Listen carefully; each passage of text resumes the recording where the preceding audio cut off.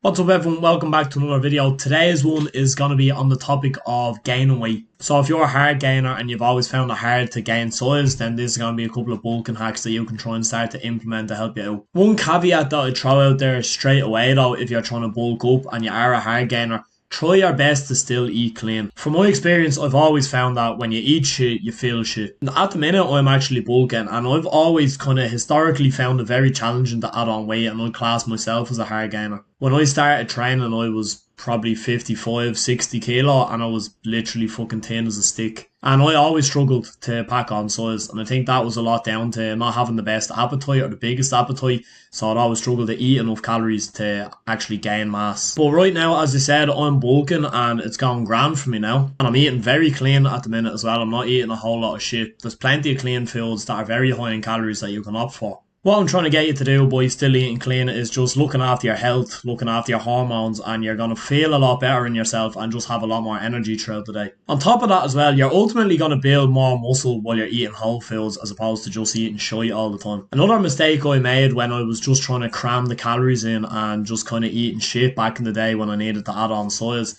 I wouldn't really prioritise my protein intake because I thought, well, I'm eating so many calories, the protein's probably going to look after itself.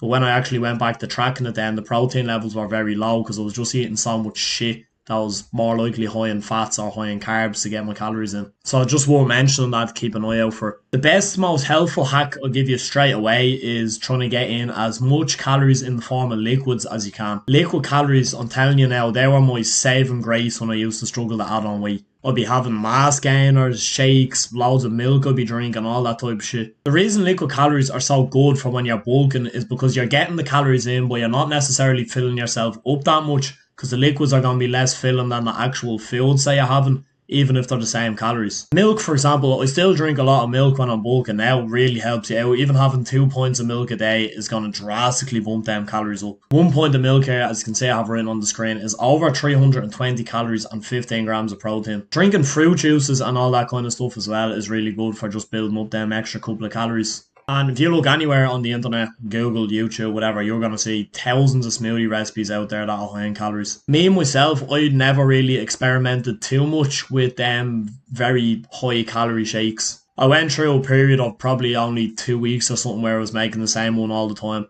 And I was literally just throwing the highest calorie ingredients possible into it. And I just couldn't hack it, to be honest. I thought it was fucking rotten. But if you're willing to try it, walk away. As I was saying there before as well, I used to have mass gainers. I used to work in retail. So while I was still like working on the shop floor, I'd just get me mass gainer in a shaker and I'd have 600-700 calories just to knock down. That being said, and even though I used to use them, I wouldn't recommend them too much. A lot of them are just full of shit, and again, it's not really tying in with my last point of trying to eat clean. So what I'd say is go for them if you feel that you really need them, but only use them sparingly. Don't rely on them. My second tip is to eat soon after waking in the morning. Gives you more time to squeeze in meals during the day if you struggle with your appetite. So if you do have quite a low appetite and you're fasting in the morning and the evening, what's the point? Like, you're just shooting yourself in the foot. Now, saying all that, your breakfast doesn't even have to be huge. Even a smoothie or something small in the morning, just to get the calorie counter ticking up. If you're doing this fancy intermittent fasting stuff, it can be good for when you're cutting, but when you're bulking and you're struggling with your appetite,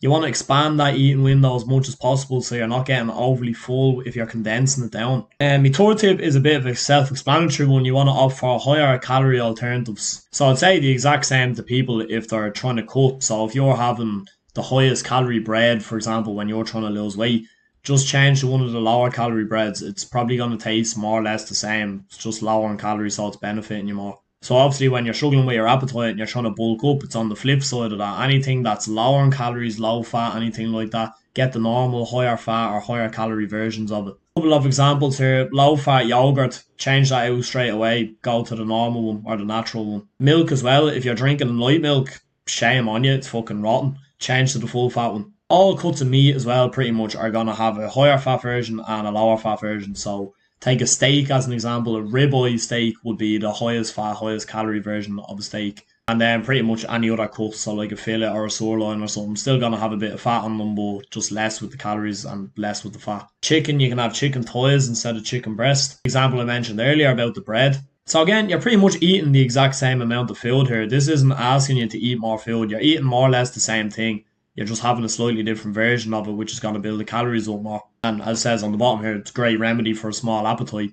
You're still eating the same, but you're getting more bang for your buck out of it in terms of your calorie count. Last tip I have for you then is to try and minimize voluminous foods. Now I want you to take that with a pinch of salt, because a lot of these voluminous foods, as I have highlighted here, are usually pretty healthy for you. So cutting them out is a bit stupid. Just try not to fill yourself up too much with them before you're eating the more calorie dense stuff. Make sure you have room in your stomach for when you're actually eating that. So for example, most fruit and veg pretty low on the calorie side, but they're going to fill you up quite a lot relative to the amount of calories in them. So it's not saying you shouldn't eat them, but don't eat a fuck ton of them like I would suggest if you are cutting, because that's just going to fill you up more, and then you're not going to end up eating as much of the calorie dense stuff that is going to build up your calories. That's it for today, gang. As always, if you like the video, make sure you like it, make sure you subscribe to the channel as well, and I'll see you all in the next one.